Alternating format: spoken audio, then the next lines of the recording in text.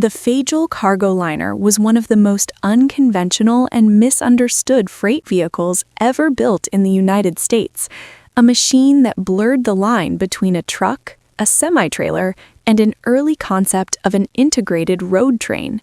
Created in the late 1940s, it represented a radical attempt to rethink long-distance road transport at a time when conventional tractor-trailer combinations were already becoming dominant. Despite its technical ambition and forward-looking design, the CargoLiner was built in only a single known example, making it one of the rarest experimental heavy trucks in automotive history. The origins of the CargoLiner are closely tied to the Fageol Company, a manufacturer best known for its innovative buses and heavy-duty commercial vehicles. Fageol had long been interested in improving efficiency, stability, and driver comfort, particularly for long-haul operations. The CargoLiner concept emerged from the idea that traditional articulated trucks wasted space, added unnecessary weight, and introduced handling problems at higher speeds due to the articulation point between tractor and trailer. Fageol's solution was to eliminate the classic tractor-trailer split entirely and create a single self-propelled cargo unit. At first glance, the CargoLiner looked like a trailer that somehow moved on its own. The cab was integrated directly into the front of the cargo body, forming a continuous rectangular volume with minimal external protrusions. This design was not accidental. The vehicle was developed with aerodynamic efficiency in mind, reducing turbulence and drag compared to conventional trucks with exposed frames, separate cabs, and large gaps between tractor and trailer. While not streamlined in the aviation sense, the CargoLiner embodied a functional industrial approach to airflow management that was far ahead of most freight vehicles of its time. One of the most striking features of the Fageol CargoLiner was its drivetrain layout. Unlike standard trucks, which relied on a separate tractor unit pulling an unpowered trailer, the CargoLiner was fully self-propelled. The engine and drivetrain were mounted beneath the cargo floor, driving the rear axles directly. This configuration allowed the entire vehicle length to be used for cargo, maximizing usable volume while eliminating the dead space typically occupied by a tractor's frame and fifth-wheel assembly. The vehicle rode on 3 axles, with a single steerable front axle and 2 rear drive axles. This configuration provided sufficient load distribution for heavy freight while maintaining acceptable maneuverability. The overall gross vehicle weight was estimated to exceed 40,000 pounds when fully loaded, with a payload capacity significantly higher than many contemporary single-unit trucks. By spreading the weight across multiple axles and eliminating the articulation joint, the CargoLiner aimed to improve stability, especially during highway cruising and braking. Power came from a diesel engine, in line with the heavy-duty transport philosophy behind the CargoLiner and consistent with information from surviving historical sources.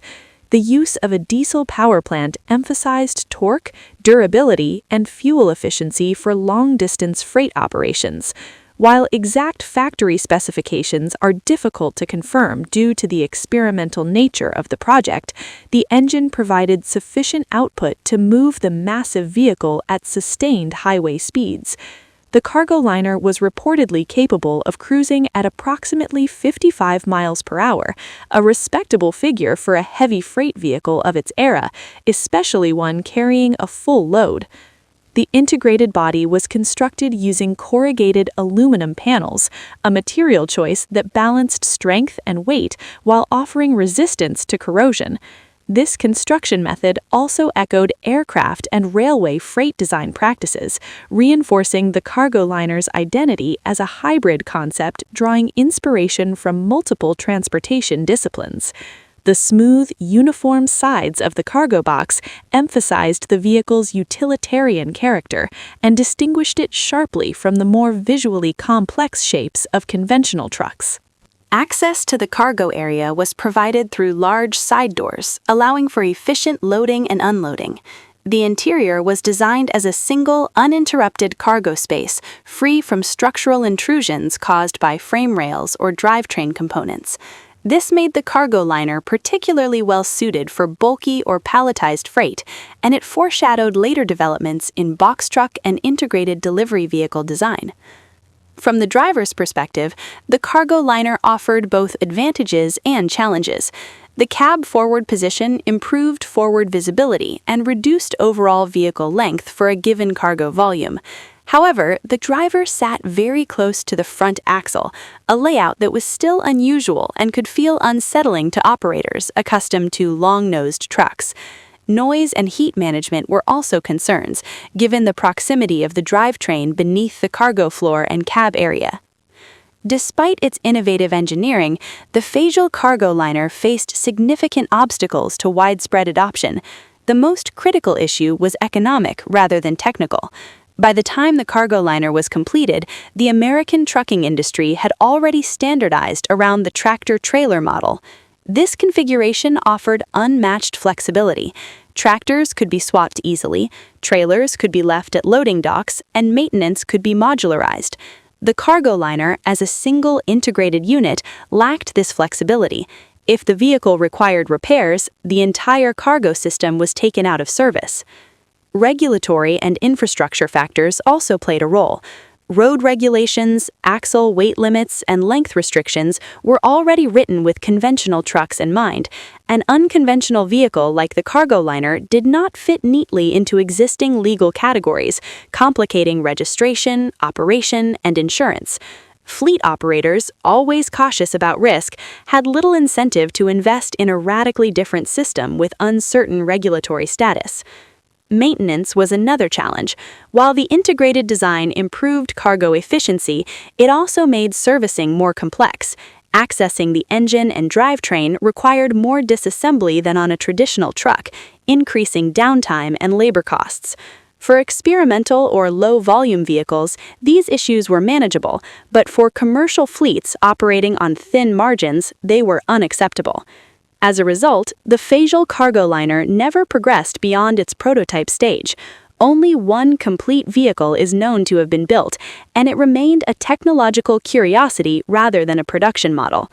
Over time, it faded into obscurity, remembered only in niche historical articles and rare photographs. Yet, the CargoLiner's significance should not be underestimated.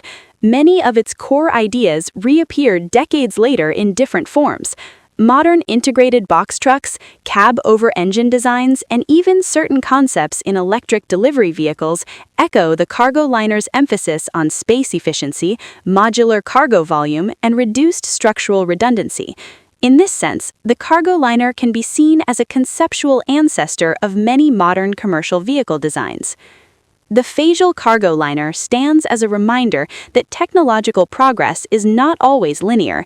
Innovative ideas do not guarantee success, especially when they clash with established systems, economic realities, and regulatory frameworks. Sometimes a vehicle can be too advanced, arriving at a moment when the world is not yet ready to accommodate it. Today, the CargoLiner occupies a unique place in automotive history, not as a failure, but as a bold experiment that dared to question the fundamental assumptions of road freight transport. It remains a symbol of an era when engineers were willing to rethink the truck from the ground up, even if the result was destined to remain one of a kind.